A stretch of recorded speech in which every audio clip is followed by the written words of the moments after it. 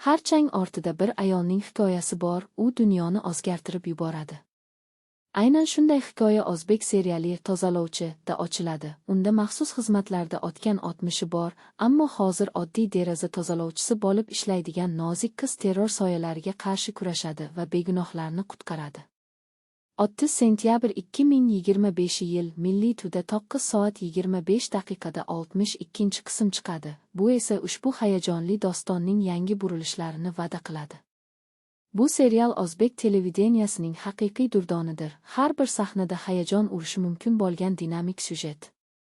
Qahramon shunchaki derazalarni tozalamaydi, u yovuzlik izlarini o'chiradi, aql bovar qilmaydigan hiyla bilan fitnalarni ochib beradi. Bu josuslik trilleriga loyiq.